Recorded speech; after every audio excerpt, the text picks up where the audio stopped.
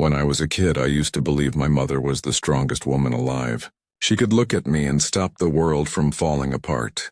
When the rent was due, when the lights got cut off, when I got sick and she had nothing but old tea bags and faith, she would hold me and whisper, "We'll make it, baby."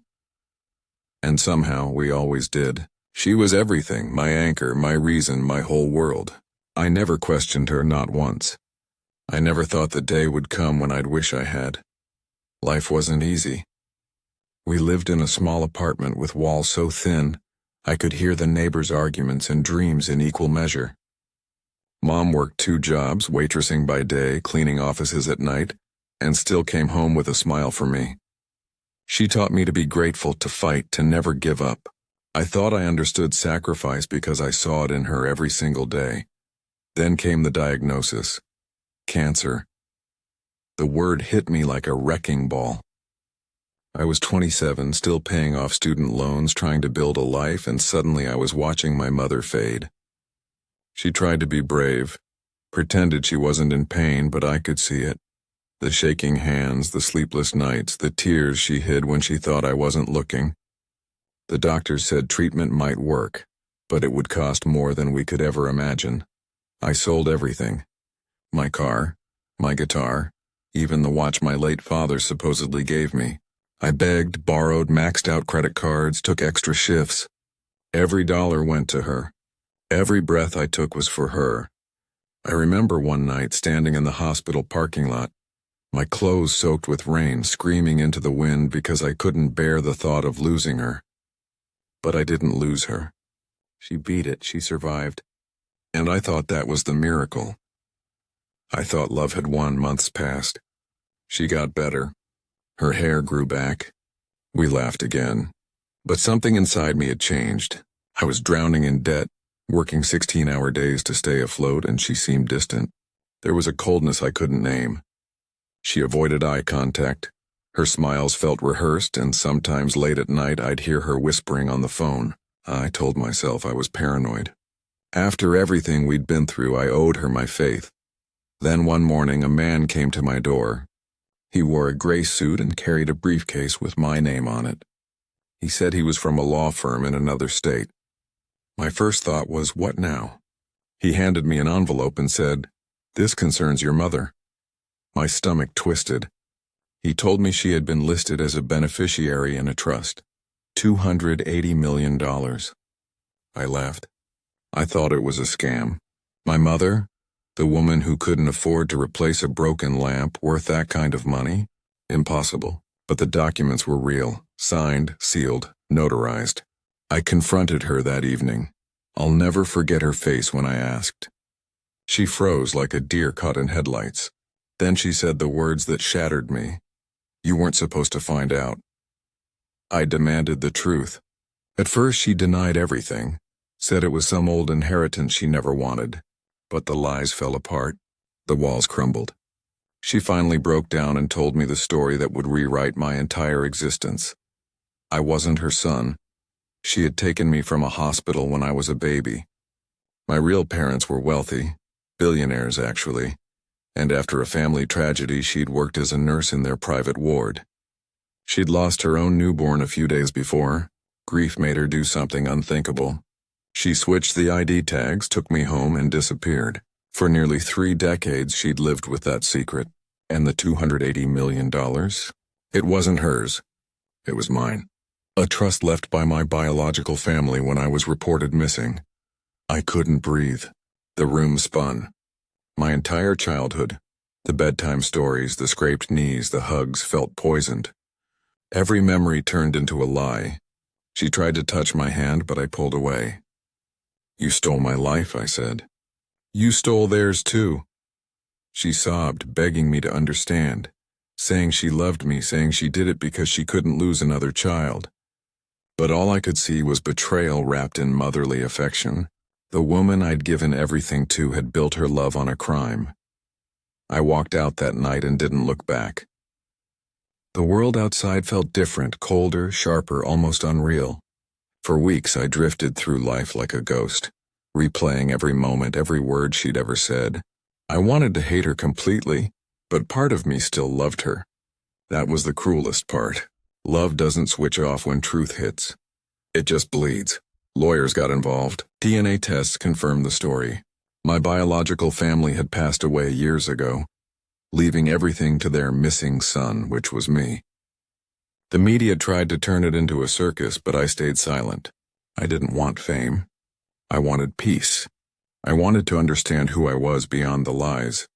Months later, I got a call. My mother was in the hospital again. Another cancer, this time terminal. For hours, I sat staring at the phone, torn between rage and duty. Part of me whispered, she deserves this, but another voice, the one she raised in me, said, don't let hate finish what pain started. I went to see her. She was frail, a shadow of the woman I'd once idolized. Her eyes lit up when she saw me, but I kept my distance. We sat in silence for a long time. Then she said, I don't expect forgiveness. I just wanted to see you one last time. I asked her why she never told me. Her answer broke me. Because I wanted you to love me without pity. I wanted to believe just once that I could be enough. She died 2 days later. No final words, no confessions beyond what she'd already said. I thought I'd feel relief. Instead, I felt empty. I inherited the money officially, but it didn't fill the void. I had everything the world admires, wealth, recognition, comfort. And yet I couldn't look at myself in the mirror without seeing two lives.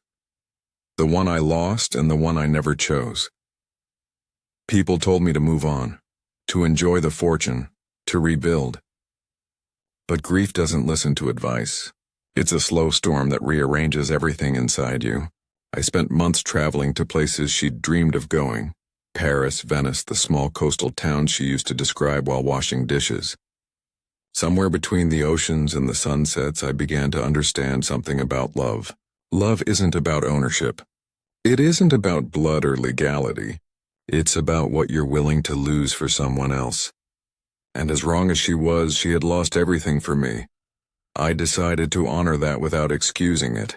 I started a foundation for children separated from their families.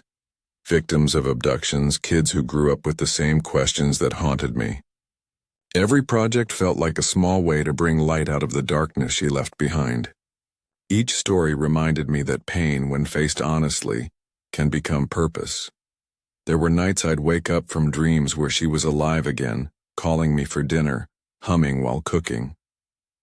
I'd lie there in the quiet, torn between gratitude and anger. That's when I realized forgiveness isn't a moment, it's a process. It's choosing every day to let go of the version of yourself that was built from hate. I couldn't change what she did, but I could change what it meant to me. Years later, when people ask about my past, I tell them this: life isn't defined by the truth that breaks you, but by what you build after it does. I built my life twice, once on lies and once on lessons. The second one is stronger. I learned that betrayal can make you bitter or better, and only you decide which it'll be. I learned that money can buy comfort but never closure, and I learned that sometimes the people who hurt us most are the ones who loved us the only way they knew how.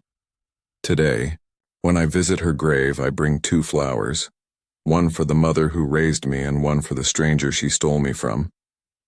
Because in some twisted way both shaped the man I became. I speak softly, not to forgive completely, but to remember completely.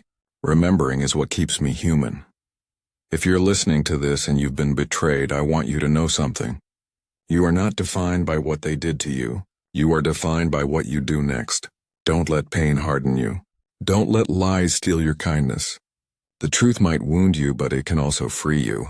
Every scar you carry is proof that you fought for yourself, that you survived something that could have destroyed you. I used to think my story ended in anger, but it didn't. It ended in understanding. Because love in all its forms, even the broken, stolen, twisted kind, is still the reason we heal. I found peace not in forgetting her, but in remembering everything, the good and the bad, and choosing to live better because of it. And maybe that's the real inheritance, not the millions, not the name, not the legacy, but the strength to start over when the truth burns your past to ashes. That's what she left me. That's what I carry now. And that's what I hope you find too. After she was gone, I thought silence would be my peace. But silence has a strange way of echoing everything you're trying to forget. Every sound in that empty house reminded me of her. The creak of the floorboards, the smell of coffee, the faded photographs on the wall. For months I didn't touch anything. Her jacket still hung by the door. Her slippers sat beneath the chair like she'd just stepped out for a moment. I couldn't bring myself to move them. Then one day, while sorting through her old things, I found a small wooden box hidden behind a loose drawer panel. Inside were letters, dozens of them never opened, all addressed to me. The postmarks dated back years. My hands trembled as I opened the first one. It was from my biological mother. Her handwriting was soft, elegant, almost fragile. The letter said, "We will never stop looking for you. Wherever you are, we love you." Each letter carried hope. A mother's desperate love, a father's prayers, even pictures of a baby that looked just like me. They had never stopped searching. They never gave up. My chest tightened as I realized that all this time, they had believed I was alive somewhere. My mother, the woman who raised me, had kept these letters hidden, not out of cruelty but out of fear. She must have opened them, read them, and felt her crime tighten around her like a chain. Each envelope was a confession written in someone else's ink. That night I cried in a way I hadn't cried since childhood. Not for what I'd lost, but for what all of us had lost. The families, the love, the years that could never be returned. For the first time, I didn't feel like a victim. I felt like a survivor of choices made by broken hearts. And that realization changed something in me. I took those letters to the foundation office the next morning. We framed one of them, the first one, as a reminder that love doesn't die in the dark. It waits for the light. It became the symbol of what we do. Reuniting, rebuilding, and giving hope to people who think their stories ended in pain. Months later, while working with a documentary team that wanted to share my journey, one of the producers asked, "Do you ever wish you hadn't found out the truth?" I paused for a long time. Then I said, "Sometimes I do. But lies don't disappear when you ignore them. They grow inside you until they become who you are." The truth broke me, but it also rebuilt me. I'd rather live with scars than illusions. I started giving talks at rehabilitation centers, orphanages, and support groups for victims of family trauma. I saw the same look in their eyes, the mix of anger, confusion, and grief. I told them my story, not to shock them, but to remind them that pain doesn't have to define the rest of their lives.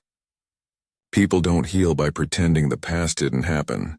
They heal by turning their wounds into wisdom. One evening after a speech, a young woman came up to me. She said, "My mother sold me when I was 2. I hated her for years. But after hearing you, I think maybe I'll try to forgive her, not for her sake, but for mine." She smiled through her tears. That's when I realized my pain had a purpose. It wasn't about what was taken from me anymore. It was about what I could give. The foundation grew faster than I ever imagined. We started working with international agencies, tracing lost children, helping them reunite with their real families. Each success story felt like reclaiming a piece of my stolen childhood. Every time a mother held her child again, I saw a glimpse of the love that had once saved me, even if it came from a place of darkness. But there was one final truth I hadn't faced: the grave of my biological parents. I had never visited it. Maybe I was afraid of what I'd feel. When I finally stood there, the air felt heavy, the wind carrying whispers of everything that could have been. I placed the letters I'd found beside their names and whispered, "I'm home." In that moment, I didn't feel anger. I felt connection, a quiet, bittersweet peace. Life moved on, as it always does, but the past never really disappears. It lingers like a shadow at the edge of joy, reminding you how far you've come. Sometimes when I look in the mirror, I still see both versions of myself. The boy who believed his mother could do no wrong, and the man who learned that even love can wear a mask. And I've learned to make peace with both of them. If I could go back, I wouldn't change the story. Not because it was fair, it wasn't, but because it shaped me. The struggle, the heartbreak, the betrayal, all of it forced me to become someone stronger, Someone who understands that pain isn't punishment. It's preparation. Every wound teaches you something about who you are and what you can survive. So if you're sitting somewhere right now, listening to this, feeling like life has stolen too much from you, listen carefully. You are not broken. You are becoming. Every betrayal you endure is a lesson in truth. Every loss you survive is a seed for growth. Every lie you uncover is a doorway to freedom. And sometimes the people who hurt you aren't your enemies. They're your teachers. Pain teaches what comfort never could. I've learned that forgiveness doesn't mean saying what they did was right.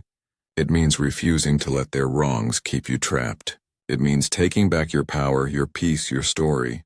Because at the end of the day, nobody can steal who you choose to become, not even the ones who stole your past. Now when I visit the ocean, the same place where I once screamed my grief into the wind, I don't shout anymore.